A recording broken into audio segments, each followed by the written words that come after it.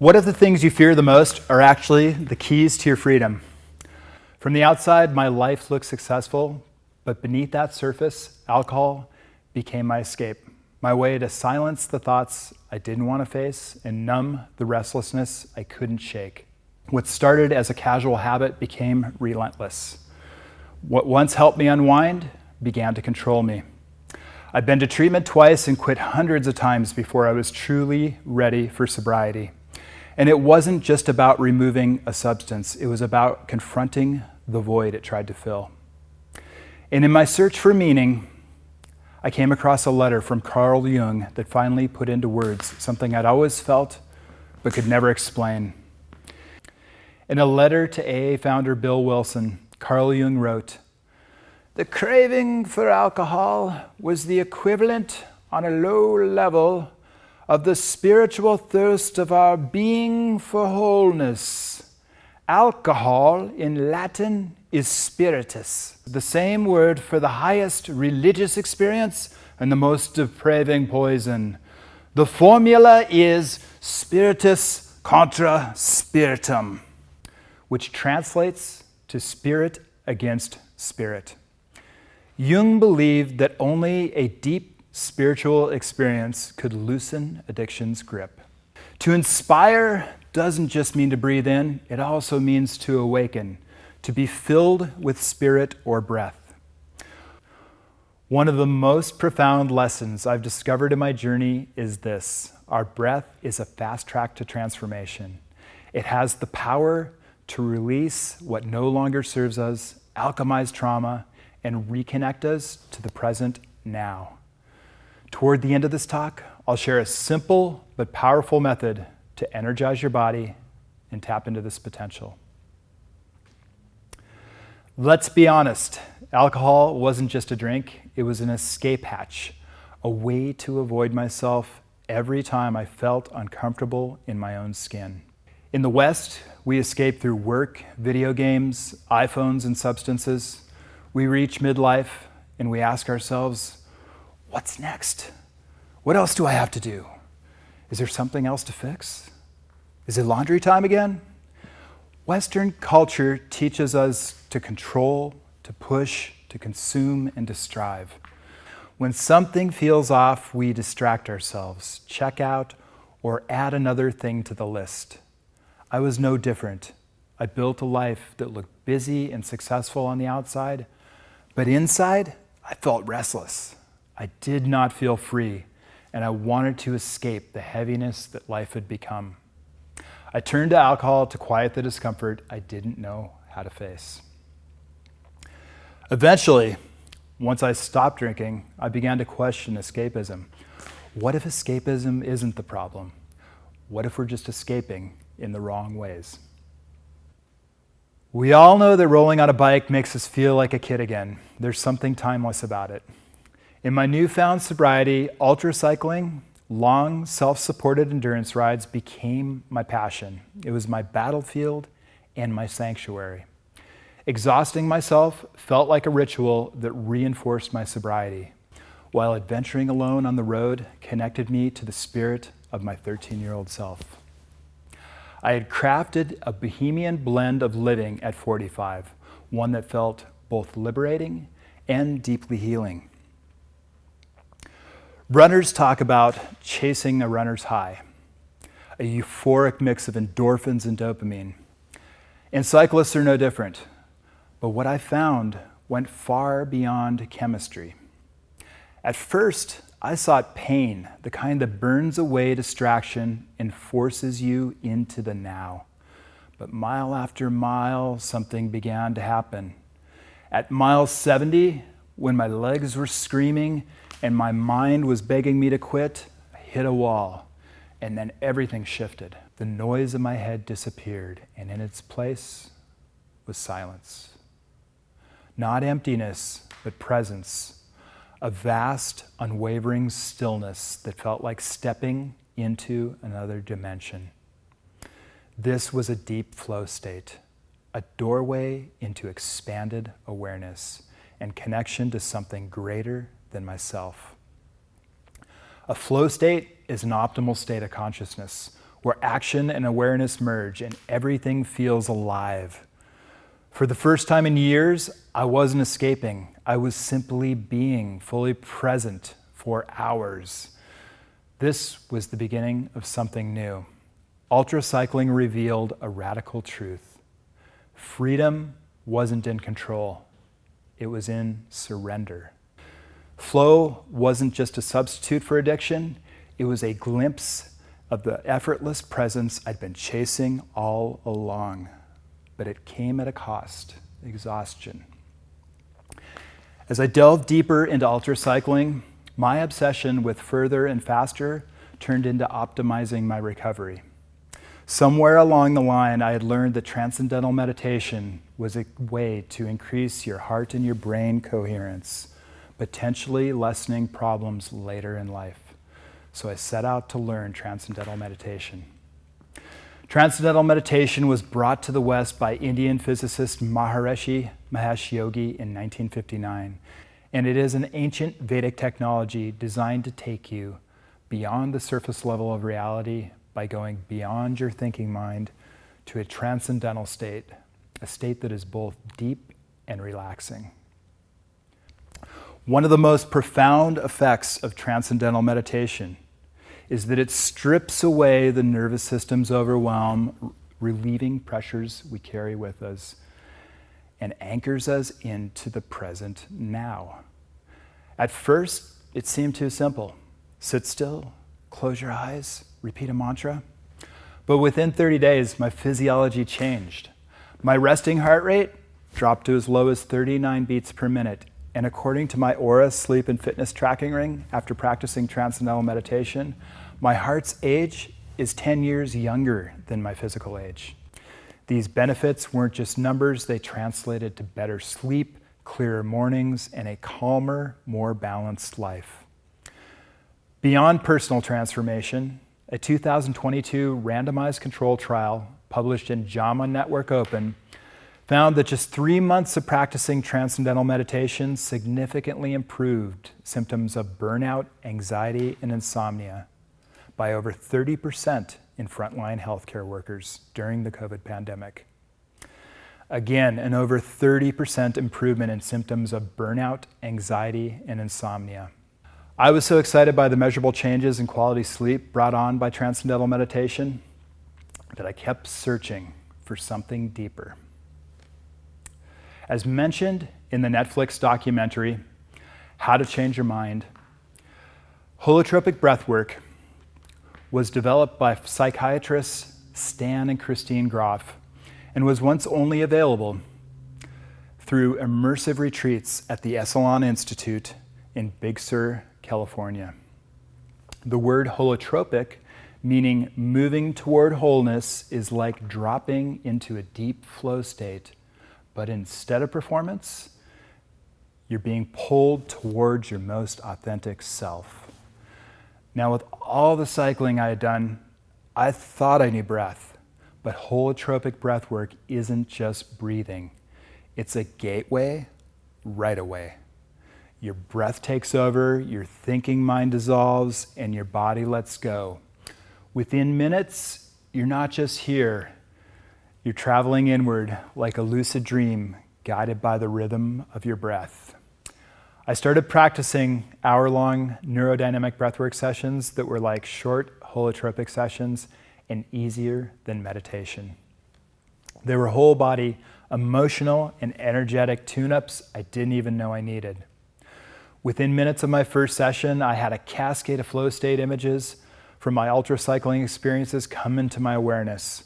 My entire 2017 ultracycle ride up the west coast of the United States was in review, vivid, colorful, seen from different perspectives like a scrapbook. It was beautiful and radical, and this was the deep flow state I was looking for. It was like my body already knew the way. It just needed breathwork to open the door. Through breathwork, I discovered that freedom isn't about control. It's about surrender and letting go. For the first time, I wasn't forcing my experience. I was allowing it. I wasn't thinking, I was knowing. I wasn't gripping, I was flowing. And in that flow, everything changed. Little by little, the voice of self-judgment quieted, and in its place, self-compassion began to grow. This particular breathwork is a method to open your heart and change your paradigm. The simplicity and power of it moved me so deeply, I knew I had to share it. That's why I trained as a facilitator and founded Heroic Breathwork, a space to guide others back to their breath, their bodies, and their own inner freedom. And science backs this up. A 2023 peer-reviewed study on conscious connected breathwork, similar to the practices I use, found measurable changes in brain activity, mood, and state of consciousness after just one session. The researchers concluded that breathwork doesn't just relax you, it activates parts of the brain linked to better mental health and emotional clarity. They wrote, "Our explorations highlight the potential of breathwork as a complementary therapeutic modality, activating benefits on a neuropsychological level." In other words, breath isn't just medicine for the body, it's an upgrade for the mind. We're taught that change comes from grinding it out, being tougher, and pushing harder. But in my experience, real change begins when we stop trying so hard, let go, and go inward. I spent years holding on to things that weighed me down, habits that dulled my spirit, versions of myself that I'd already outgrown, beliefs that kept me playing small, and it wasn't until I learned to let go, not just mentally, but physically through breath, that something opened up. Ultracycling pushed me to my edge. Transcendental meditation helped me quiet the noise. And breathwork gave me the key I didn't know I was looking for. Clarity didn't come from adding more. It came from shedding the layers, and letting go wasn't giving up. It was giving in to something deeper. That's when things started to shift. Not because I forced it, but because I stopped forcing it.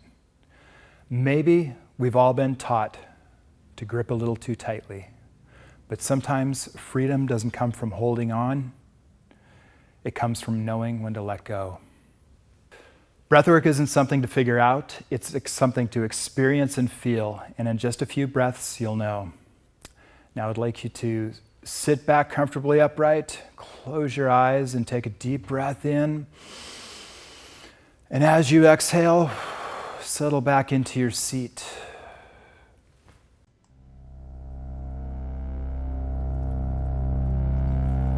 Keep your eyes closed. Take a deep breath in and fill your belly like a balloon. Exhale and let your shoulders drop.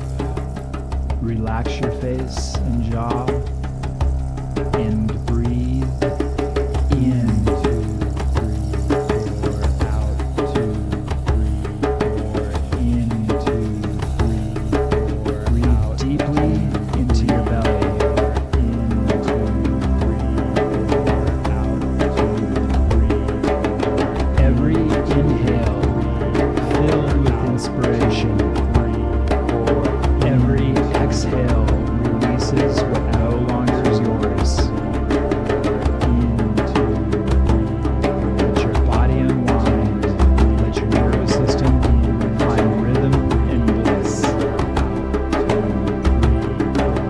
Breathe in inspiration.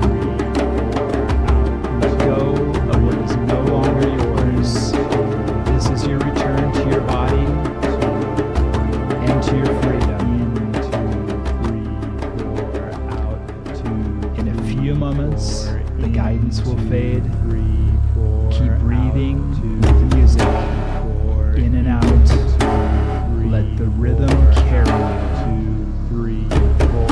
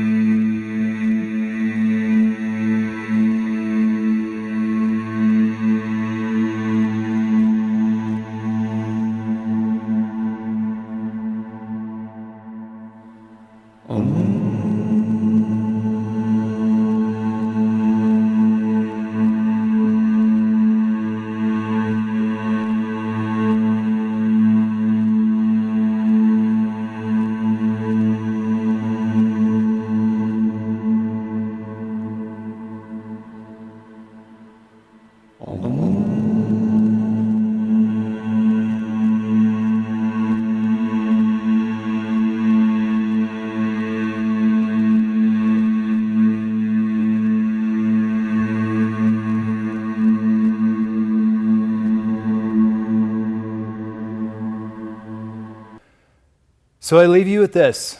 What if the thing you've been trying to outrun is actually pointing you inward? What if the very thing you fear is the key to your freedom? And the doorway, it's right here in your breath. Tomorrow morning, before the world reaches you, just take 5 deep breaths and ask yourself, how do I feel right now? That's it. Just begin. Because freedom doesn't come from forcing, it comes from allowing. One inhale or inspiration at a time.